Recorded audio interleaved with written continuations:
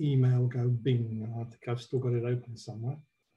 I will get rid of it. Excuse me a moment. Yes, so open source development, which avoids the risks that that basically the company goes out of business and you no longer have access to this, or the software ceases to work after a year or two, and there's nothing you can do about it, and the structure of the data is proprietary and you have no idea what it is. By remaining open source, using open source database, so Heurist is built on top of MySQL, which is the most used database, SQL database, server database in the world. It's a well-known quantity and it's unlikely to go away in the near future. Plus it's very standard SQL and so forth. And it also means that the code is there, so that if I walk under a bus tomorrow, the code's still there, other people can take it and modify it, and people can contribute to it as well. And the other thing is to build a platform which provides that function as software as a service, so that you don't have to individually for every project do all the setup, the backups, the solving of problems, the bug solving, upgrading, maintenance, all that's done centrally. So that minimizes cost and minimizes the risks that something goes wrong, because when it goes wrong, everybody knows about it and it gets fixed quickly. Whereas if it's on your own server, it may take longer to notice that it's gone wrong. Basically, if Heurist goes wrong, I'm very unlikely not to know about it within a couple of hours unless I'm actually asleep. And if I'm asleep, the chief programmer is probably online. So, the chances are that we're going to pick up on it very, very quickly. So what is Heurist? It's open source software, as I've mentioned. It's available on GitHub. It's a software as a service, and it runs in France and in Australia on Humanum and on the University of Sydney servers. And I'm working on getting a North American, non-US server to provide the service in the States, so that it's faster for people in America, in the Americas.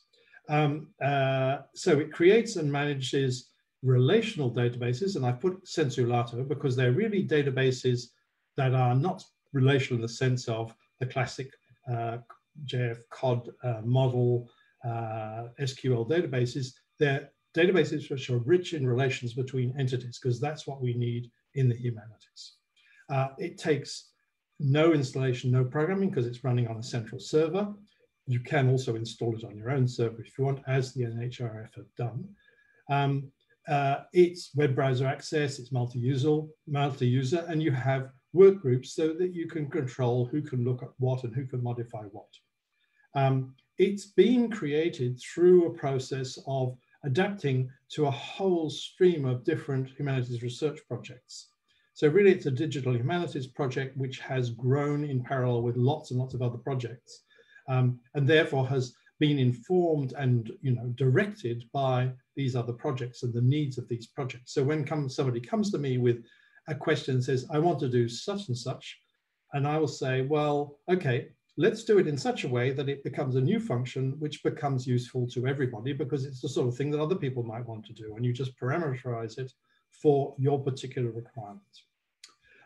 It allows you to create a database extremely rapidly, and typically I would say I set up most projects in something between 2 hours and a couple of days, occasionally a week if it's very complicated. And that's a sort of a finished project in the sense that it's a fully working project, already working for the project that needs it, which doesn't mean that it won't go further, because, as I said earlier, people's needs evolve, or people's ideas about their needs evolve. And so we have this iterative structure changeability that you can modify the structures as you go along, and add new features and so forth as the needs of the project evolve. And that's this sort of circular idea of create a database, import some, it's probably too small to see, but create a database, model a database, create it, import some structure from other databases, import some data, use it, and then iterate around, make some further modifications, maybe import some more structures, do some more use and so forth. And it's meant to be reasonably approachable by any reasonably confident researcher. I use this reasonably confident researcher, meaning somebody who's not too scared of computers and is prepared to poke around and play with it. And so I have people who've built their own databases and never even talked to me until one day I discovered they've produced a database, and other people who, after 7 or 8 years of working with Heurist on the same database, still ask me to change the length of a field. So, you know, it depends on people's preparedness to play around and just go for it. So it's really a Swiss Army knife. I forgot to say that. It's a tool to do everything, where everything is a certain limited, you know, the extent of the digital humanities is infinite, and it does some part of the landscape that is around basically numeric, categorized, interrelated, rich, heterogeneous databases of moderate size, meaning up to a few 100,000 records. It isn't really designed for dealing with 3D models, for extremely long, what I call long thin databases with very large numbers of observations with only 2 or 3 fields.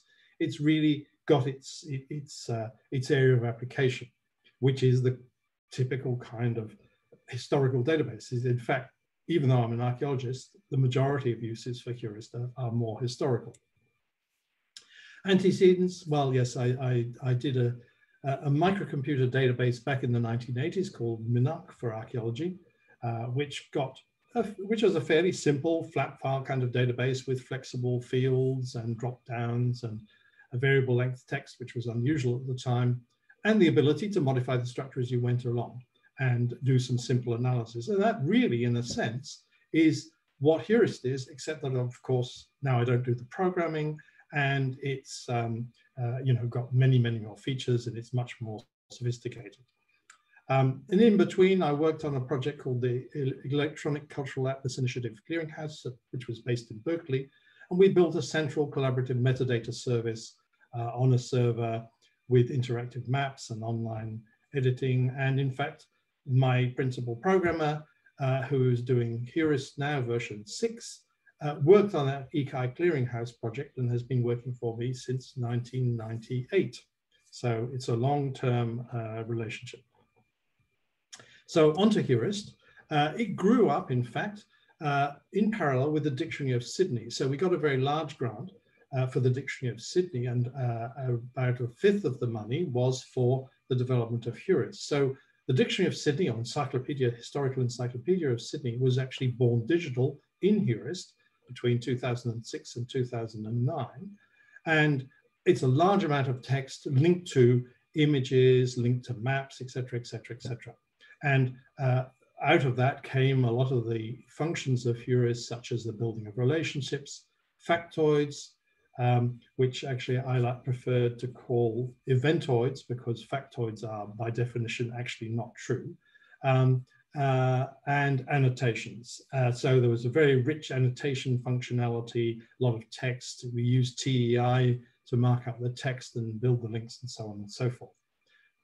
A lot of that functionality has come through to Heurist today. Some of the textual stuff has dropped off, some of the relationship stuff's dropped off. So we've adapted as we go along to the needs of the different projects. And the initial interface, this is version, I think version 3, maybe 4, quite simple, quite dull, and it's dull till the new version. So that's, we will see the new version in a moment. So what's the justification for Heurist? It came about, and interestingly, there was a talk the other day, I was listening to an Omeka conference, and Omeka was developed at exactly the same time as Heurist for exactly the same reasons in many ways. Whereas they went to a specific collection management kind of approach, a narrower, more targeted approach, Heurist went into a much broader range of functionality, which still persists to this day. But how Omeka and Heurist came about was we found ourselves doing lots of repeated projects and thought, rather than reinventing this and hacking around something and redoing it, why not build something that will build all these projects and standardize what we're doing? And that's where Heurist came from. And really, it was the recognition that humanities researchers need databases which are capable of all sorts of things and need websites, often including access to their data. So in the early days of, well, in fact, until very recently, until last year, what we did was build often WordPress websites, and then we had ways of generating Heurist data into those WordPress websites. But we've moved on to actually building the entire website and having a CMS based in Heurist now, and I'll show a few of those. So Heurist is about collecting and managing and analyzing and presenting and publishing the information generated through research. It tries to do a really good job of that sort of management of information and preliminary analysis, visualization, and publication and web publication. It doesn't try to do every analysis you could ever do, but it does provide you tools for getting the data out into particular formats that allows it to feed into things like Gephi for network analysis, to feed into a statistics package, to feed into a GIS for mapping and so forth. So it's the middleman between, or the middle person, the middle tool between collecting data and final analysis and publication, but with this strong now web capability built on top of it. What happens if you don't have professional support, for instance, digital humanities specialized staff, or are not prepared to learn all those technical skills that are required to build systems, tends to result in data for projects being stored in lots of multiple incompatible applications. For instance, the textual data and numerical data and so on gets into some sort of spreadsheet, Access, FileMaker, or whatever. Images get into various sort of image tools. Bibliographies get into EndNote, Zotero, or Word often enough. Documents get stored in various structures in the file system. Websites get done with various tools like WordPress or whatever. And the sustainability of all of those and the connectivity of all of those is somewhat dubious. So if there are technical staff, they're often overloaded where they're available at all, or they have to be hired by the project. And many of the components can be rather badly structured because they're created in an ad hoc sort of way. So my bête noire is the denormalized Excel table.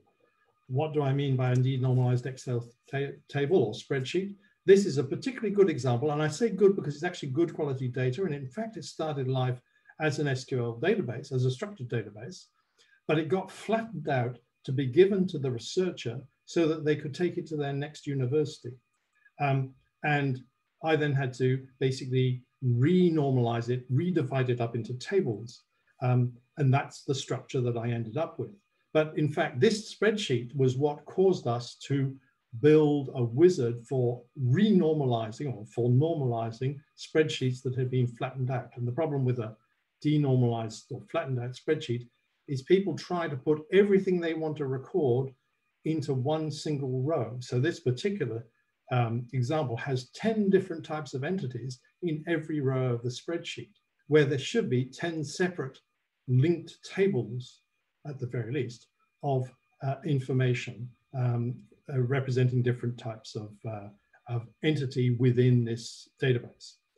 And okay, then it gets worse, and this one doesn't even use color to code things, but everything's wrong with that spreadsheet. But I don't have enough time to analyze that spreadsheet.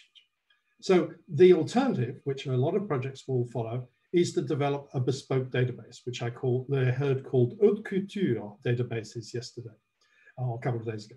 And the classic method, of course, is an SQL DBMS or an alternative with custom programming, which is costly. And it's costly for the sole account of a particular project. It requires a lot of technical knowledge, the orthogonal skills, the hiring of programmers, and so forth, costs, risks and misconception, lack of communication, potentially between the researchers and the programmers, and it takes time to get things set up and establish workflows. So projects are held up while waiting for the system to be ready to use. The structure is typically fixed, so then you have to go back to programmers or technical people for changes.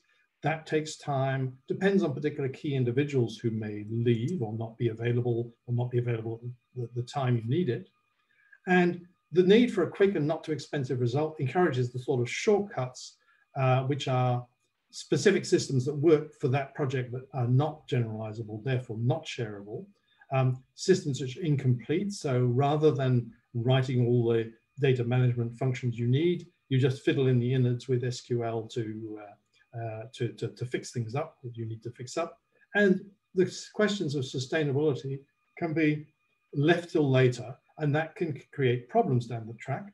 There was a very interesting talk at the Utrecht DH conference last year, where 3 or 4 DH centers talked about how they'd had to rationalize all their legacy databases into 1, 2, or 3 systems, and how many different systems they still had to maintain, and the databases they could and couldn't maintain, depending on the technology used, the funding that was available, and so forth. There's an article in DH Quarterly from King's Digital about that whole process of dealing with legacy systems. So I like to introduce the idea of digital Sherpas. So for me, Heurist is a representative of the digital Sherpa. So you can either build it all yourself, you can climb the mountain from the bottom, taking all your stuff with you, and it's adventurous, and you can do exactly what you want, and you can come a cropper at the top, or in fact further down, or you can take the bus up to the col or the base camp, and let the Sherpas carry your stuff up, and then you just climb the last little bit, which is the interesting stuff, where you do something that's different from everybody else. But for the rest, you just want it done. So that's what the digital Sherpa idea is. And I am a representative and a pusher of the idea of digital Sherpas. So why Heurist? Is it simply for researchers? So it was originally designed to allow people to build their own databases, but is it actually useful for DH specialists? I mean, this talk was partly based on a talk that I did for digital humanities engineers in France a few days ago. And so this may not apply, and it doesn't apply in every country, but France has a lot of digital humanities engineers who are available to help researchers build stuff. And one of their problems is that they have far too many people wanting them to do stuff, and they're generally overloaded. So one of the things that Heurist can do for them is to help rapidly deliver a complete application that they can then pass over to the researcher to look after themselves with just a bit of help from time to time. They've got the stability and backup and long-term maintenance problems solved. They don't have to do the maintenance of the infrastructure because it's all maintained, in the case of France, on the Humanum servers. And they can ask for new functions or contribute them because it's open source.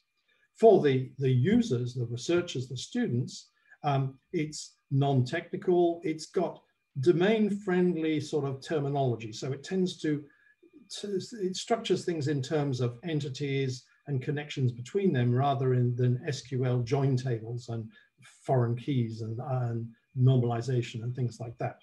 They can fiddle with their existing database structure if somebody else has set it up, or they can build their own if they're a bit adventurous. And they don't have to do any installation or programming, long-term maintenance. They're away as soon as they start. These are some of the functions on the Heurist website, which I'll give you the address at the end. There's description of each of these advantages of Heurist, but there's no such thing as Heurist Lite. When you create a database, you've got all the functionality there at your fingertips. That has been something that can be criticized in that there's too much stuff. And that's one of the reasons we're writing version 6. We're trying to make it easier to understand how all that stuff fits together. But everything's there at your fingertips, so you don't have to start looking for modules to add on or new bits. You can just, it's all there. So here's a lovely example that I really like. In fact, I now see it 7 years ago, more, 7.5 years ago, a master's student who basically described a perfect little 3-entity linked entity project for her master's thesis: menus linked to recipes, linked to ingredients. And asked on Humanist, how do I do this? And I don't want to do any programming. So at least 2 people told her that she should learn MySQL and PHP. And I thought this is a perfect example for Heurist. It's 3 entities linked together. So I set it up and sent it. I sent up a database and sent it to her. And that took me 45 minutes. We exchanged about 3 emails, which probably took me a couple of hours. And she wrote her thesis with it. That's the perfect project for me. And it was because she had so clearly worked out what she wanted, and it just fitted perfectly with the sort of thing that Heurist could do. So come back to this image of going iterative, you know, being able to keep on developing your database as you use it. You don't have to go back and rebuild it or anything like that. So the first step is going to be modeling. So plan out what sort of entities you're dealing with. They can be physical, they can be conceptual entities. How do they connect? One to many, many to many, one to one, whatever. But really just the connections between things and what you're going to do for each thing. And here I am, actually, this is the last time I was in Athens, with that same model behind me, because it's one I use a lot. It's a nice simple one to understand that everybody understands about voyaging between the USA and Mexico. And so the first thing is to kind of work out what sort of entities do you want and how do you want to connect them and what do you want to record about each of them, so the attributes. Here's another example comparing this case, an SQL model on the left. So we've got all these entities, but we've got all these connection tables, we've got all these extra tables to look up drop-down values and so on and so forth. In Heurist, you only deal with the entities. So it really is an entity relationship model. You just deal with the entities, and all those subsidiary tables that deal with drop-downs, that deal with connections, that deal with multiple values, they disappear into checkboxes or choosing a suitable field type.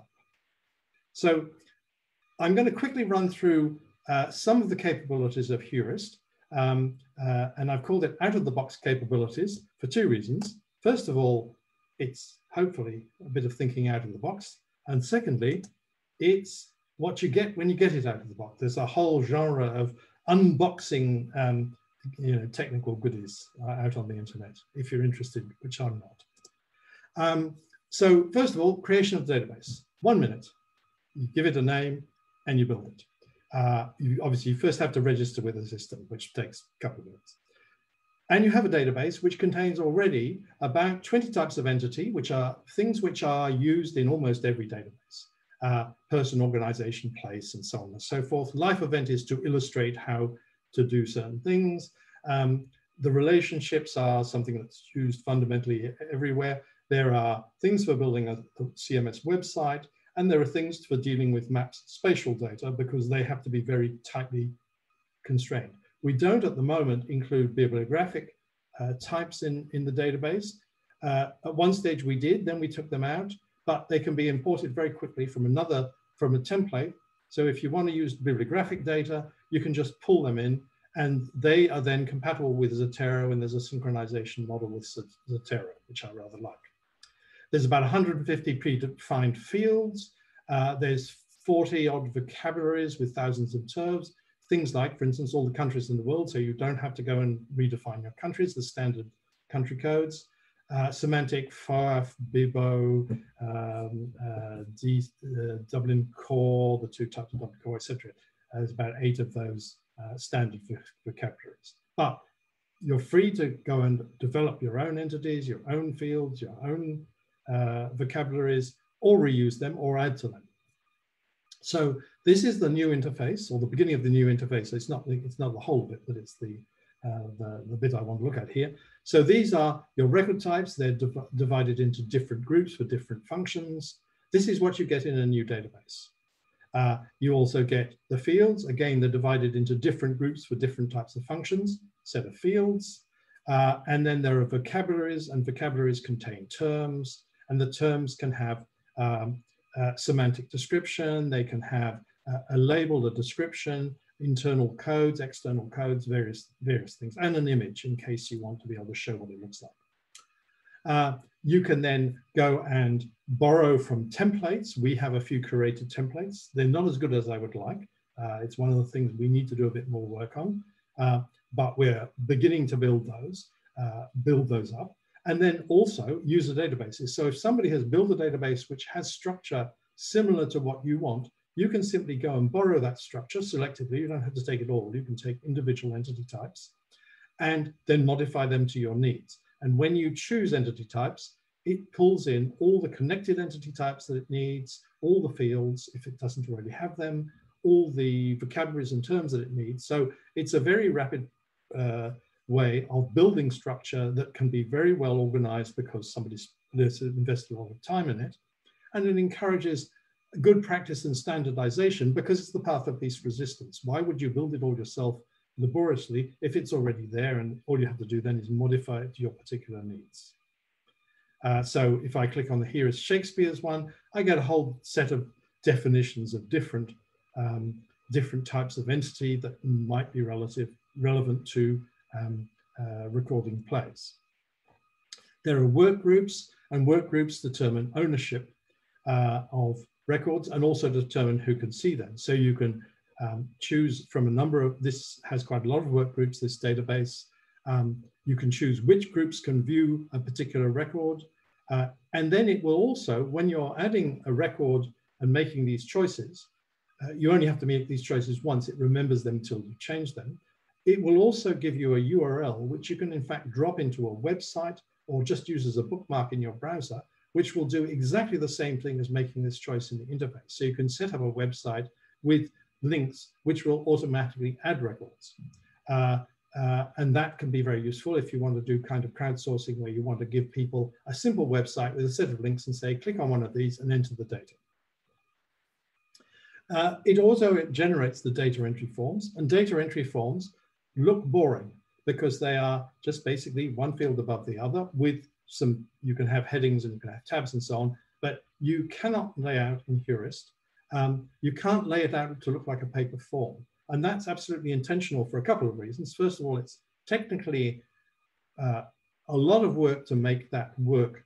And it then means you have to do it, whereas this way it's completely automatic. And secondly, nobody has actually ever, after being shown this, actually wanted to be able to lay it out by paper forms, because the advantage of this technique is that once you've learned how to use it, it's the same for all data entry forms. They're all the same and they all work the same way. So it's very consistent.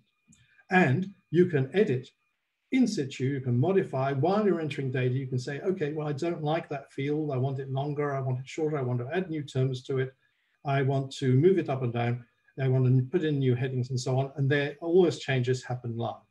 So you can just go in here, modify, change the function, change the parameters of the field, and continue editing, and the data is all taken care of.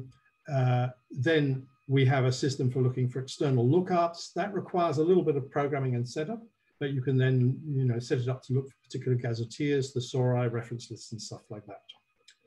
We have a whole set of field types, the standard ones at the top. As I said earlier, you can change whether it's a single or repeat value, whether it's required or optional, put in default values and so on, all by simple checks. But these are the interesting ones. The terms, which are drop-down term lists, hierarchical term lists, files uploaded or can be remote URLs as well, and can be streaming sources like YouTube, for instance. And two particularly important ones are the record pointer, which is, for those of you familiar with SQL, basically a foreign key system, which can also be a child pointer.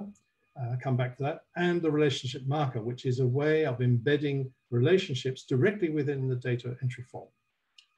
We have a bit of flexibility on fuzzy dates and date ranges and so on. The terms, the drop-down list can be hierarchical. It comes back, every term field is based on the vocabulary. The vocabularies can reuse terms from other vocabularies. They can be, terms and everything can be edited without changing things in the database, because we actually store codes and not the terms themselves. They're just labels for human beings.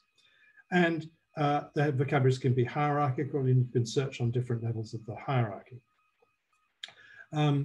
Record pointers, the foreign key fields, are an ability to link records together. So rather than having to build any tables or anything, you simply say, I want a record pointer to a particular type of record. when you click on the record pointer, it will pop you up a search list and a selection list, so you can find something and click on it, or you can add a new record of that type, which is automatically linked back to the source. There's child records, which means if something belongs specifically as a component of an entity, such as for a person, events in their life, like their education events, belong only to them. So they can be child records. Elements of a painting, for instance, different figures or something in a painting or a frieze, they can be child records of the frieze itself. And as I said earlier, the order of things when they're put in is maintained. You can drag them up and down if you want to change the order. Relationship markers, which are probably unique to Heurist, I suspect, basically allow you to create a relationship record between two records, so between two entities. So for instance, between two people, you can define the types of relationships that are available at this point.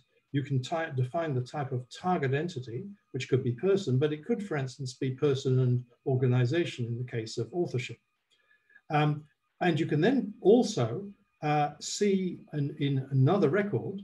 So this one says that Bruno of Cologne is the master of Willigis. When you go to Willigis, you find that he is the student of Bruno of Cologne. So relationship markers also recognize the inversion of relationship between different records. The relationship markers don't actually contain any data. They simply act as constraints on what sort of relationships you can create, and in fact point us that you should create a relationship. You can make them required, so you have to build these relationships. But it's all done through fields. There's no dealing with tables and all that stuff.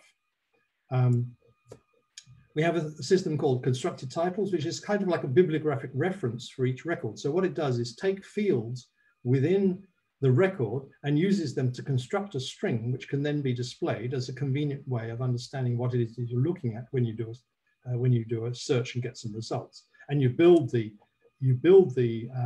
constructed title through a tree of the fields, but you can follow the tree out through connections to other types of entities. So you can, in this particular case, you can take the context and the area and the site that a find has been found in and include those in the title of the find. So you know where the find is coming from. This is an archaeological database.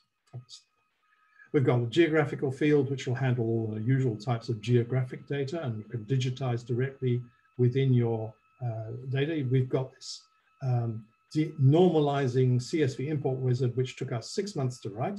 And I won't go into the complexity of that because it would take me half an hour. We've got the ability to export and import XML that allows us to transfer data between different databases, but also using a template that you can get out of Heurist for a particular database. You can modify an existing database in something else or a set of data into an XML format that then can just be ingested directly into the Heurist database with a couple of clicks.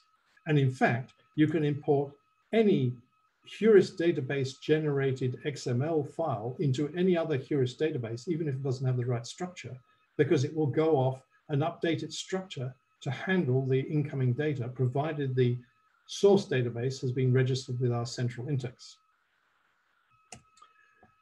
You can save, you can do filters or searches, you can save them, and particularly facet searches.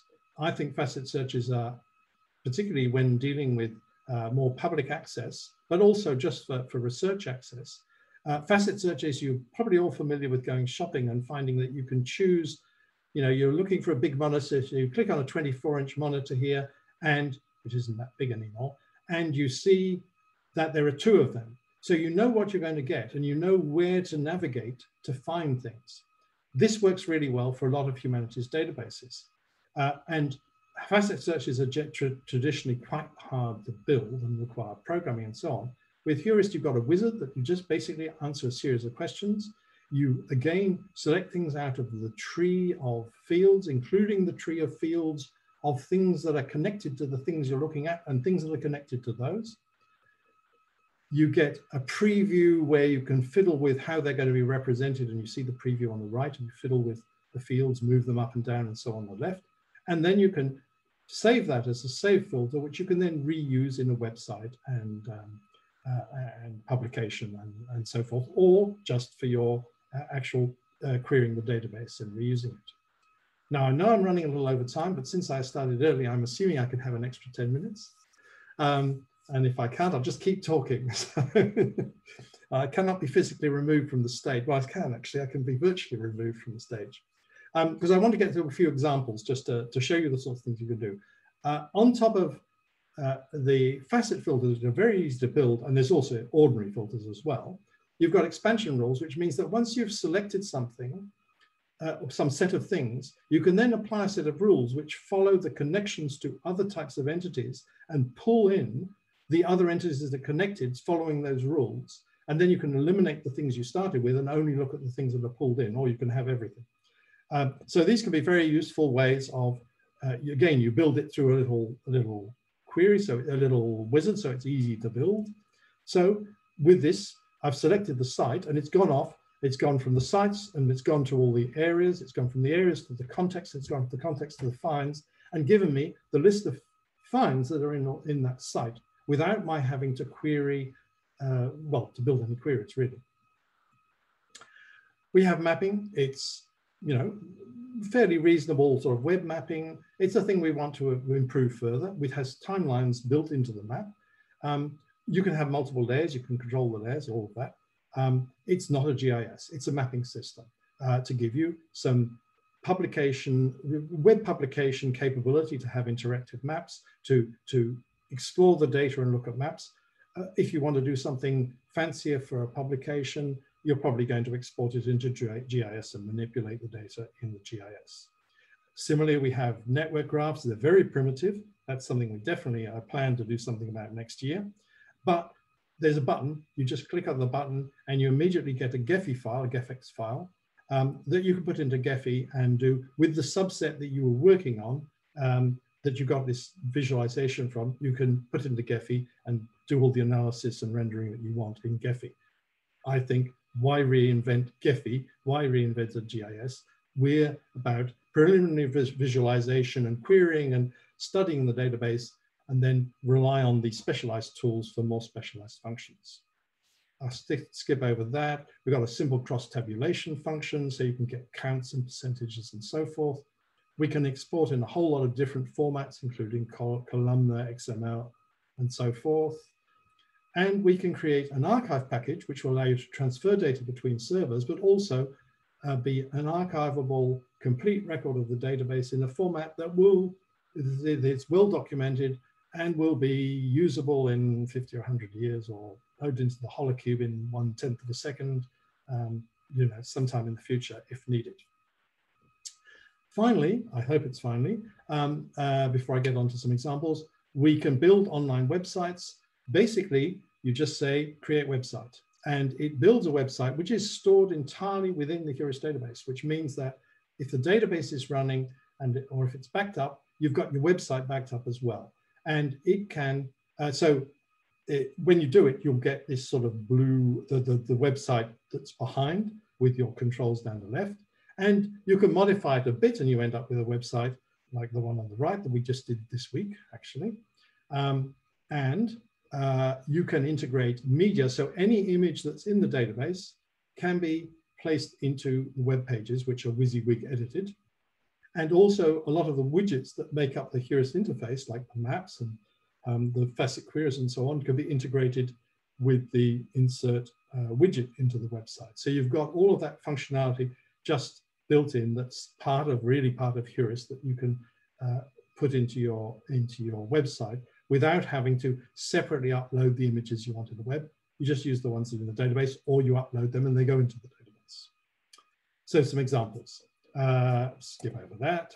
So I guess the reason I'm here, and thank you very much yet again, or here where I am and virtually, is the Nhrf Databases, where I think about 20 legacy databases were converted last year, starting the year before, into Heurist.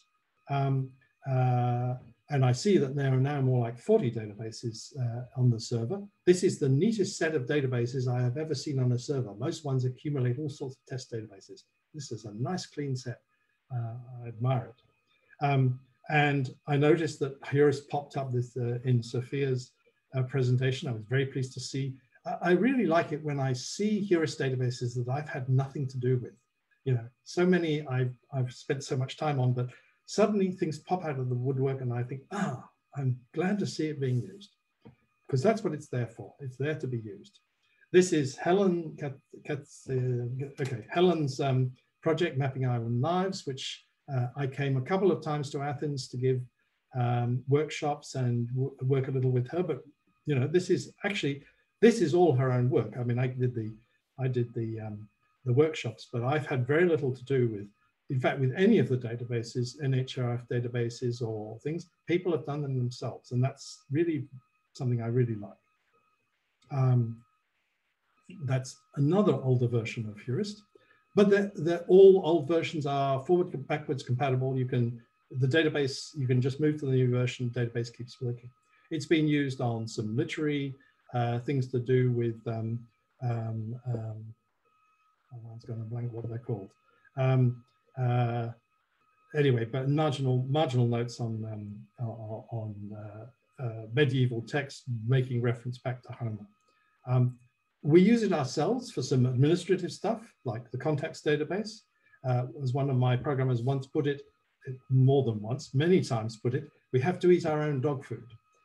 So by using it ourselves for various things, from administrative to particular projects, we get to see what's wrong, what's right, what we need to improve. I did a little project. This is a one morning project with a PhD student who wanted to use my PhD field notes. So he sat at one desk scanning or photographing my field notes, which were all on paper forms, about 700 of them. I built the database and imported the data. And in the morning, we built the database and built the website, and there you go. So that was a nice little quick project, no particular thing further. And we're now at the moment building the help system for the new version 6 as a Heurist database and website. And that's really getting, you know, an iterative, self-referring kind of approach. But it's allowed us to see how we could improve things. I mean, we're always improving, and we really appreciate getting suggestions, which we act on very, very quickly in general. This is a very old application, 2004, which was converted in 2013. Digital Harlem. It actually won the prize, one of the first DH prizes. It's using our mapping system, slightly modified. This has a bit of custom code, not a huge amount, about 1,000 lines, a lot of it HTML and CSS. And the map is actually the website. So it's a bit custom, but all the buttons, all the maps down the right, the searches on the left, these are all actually standard functions of Heurist. They're all based on data stored within the Heurist database. This website built entirely with custom reports in the Heurist custom report system. Again, it's a very old website. This is a project we did in 2013 for First World War remembrance. It basically was prosopography of people involved at the University of Sydney in the First World War. And that led on to a broader project for all the universities involved in the First World War, called Expert Nation. And there are now 4 separate websites, all generated from that same database for 3 universities and the Expert Nation website. The Expert Nation website, like this one, is simply a WordPress website. This is also a WordPress website with a custom report producing information for each of the themes. This is some sort of a warning, because this is not a WordPress website. This is in a headless CMS, which is the new and greatest technical approach. But it means that you basically have to write the interface, and therefore you need programmers, and it becomes difficult to modify it. And as a result, what we've actually done is link it with a link to a Heurist website to present the data, because it was too much trouble putting the Heurist data in. We did that initially, but then every time we wanted to change something, we had to go back to the programmers to change it. So we changed the approach altogether. this is there have been quite a number of databases recently and projects around book trade, library readership, and so on. So this is a 10-year-old project that actually we converted in two days to Heurist, and that sold the Simon Burrows at Western Sydney University on doing everything in Heurist. So now we have this big AHRC project using Heurist for libraries and readership. There's another project at the University of Antwerp doing book ownership and so forth. And then this site, which we built basically in 3 days, and this one, which took a lot longer, are all beginning to use this new function of website builder that we've really developed we developed last year, basically. And this is a much more complicated project. I think that's probably, I mean, I've got several more examples, which I don't have time to show, but I can show later. And including archaeological ones and various things.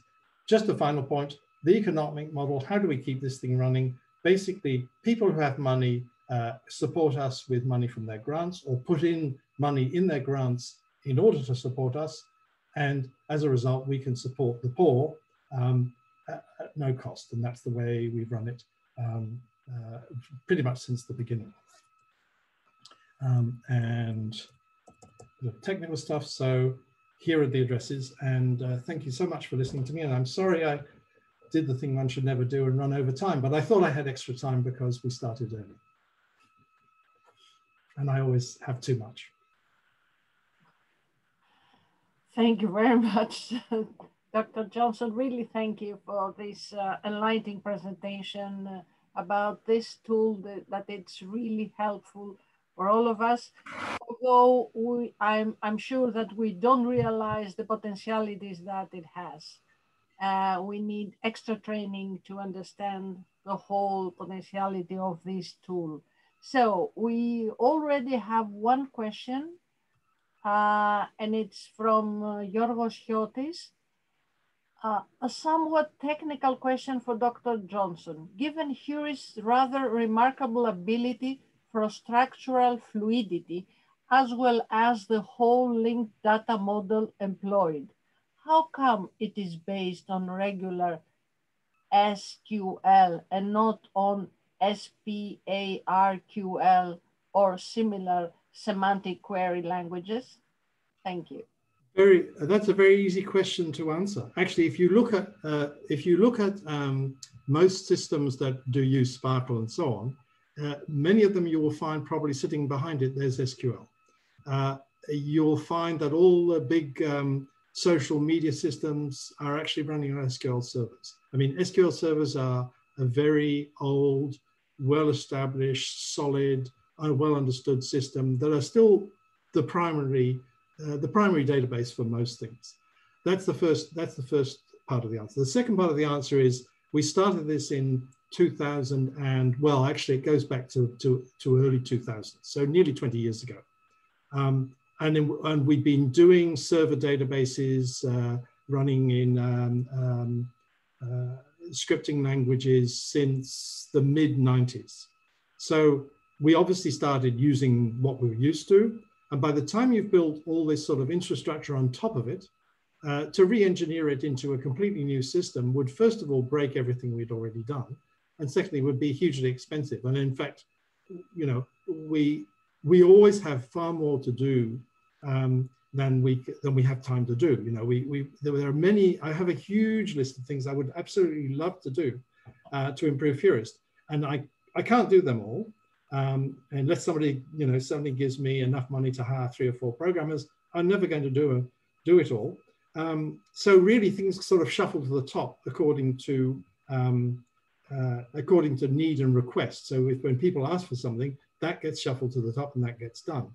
And rewriting Heurist 6 has taken us roughly design and rewriting and so on, has taken us 6 months. By the time we get it out, it'll be 9 months. And the underlying motor hasn't changed. All we've done is change the interface.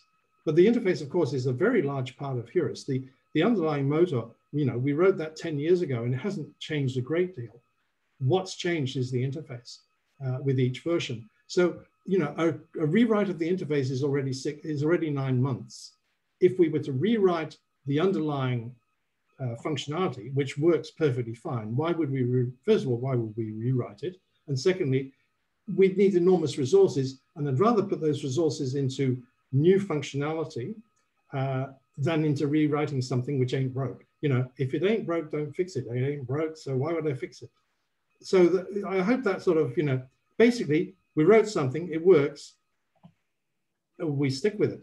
And the thing is that if we were to use Sparkle, we'd obviously have to be sitting on top of something that understood Sparkle. We would then have to write the sort of user-friendly functionality, wizards and so on, would have to be rewritten so that they would write Sparkle for you, because most humanities scholars are not going to be able to write Sparkle, let's face it.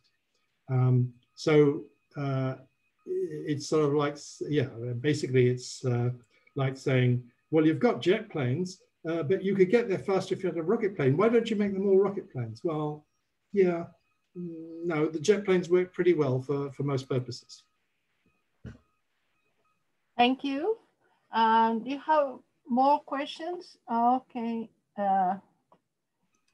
More questions, live or written? Let me see.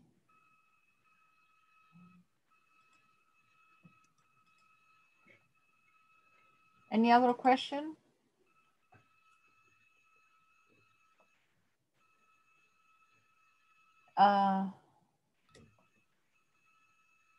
Somebody says North America, non-US service, so Canada? I can't say. Yes. It's a top secret. That's the idea. Okay. Yeah, I'm talking to colleagues in Canada about getting a server on Compute Canada, but things have been a bit. They've been changing Compute Canada, so things are a bit on hold at the moment.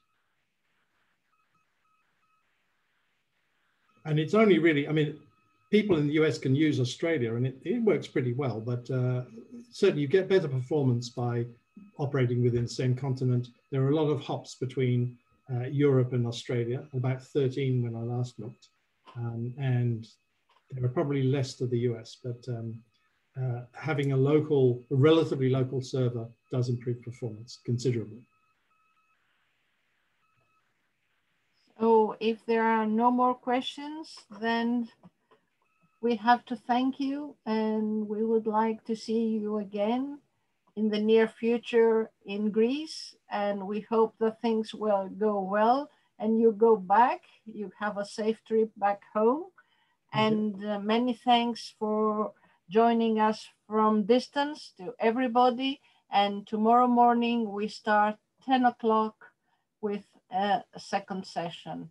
Thank you all for attending. Well, and thank you for listening to me, and thank you for putting on this absolutely wonderful conference.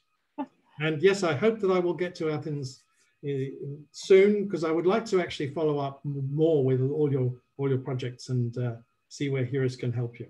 Yes, and have a real person-to-person talk, really discussion about Heurist. Yeah. We'll see the results and how we have improved our knowledge on Heurist. Thank you. Good. Bye-bye. Bye-bye.